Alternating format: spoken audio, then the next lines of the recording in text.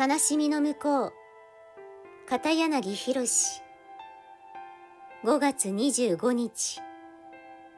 気になるから。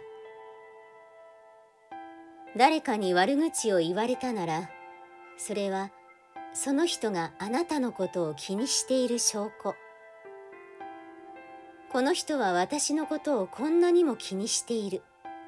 なぜだろうと考える心のゆとりがあれば、悪口を言われてもあまり腹は立たないでしょう。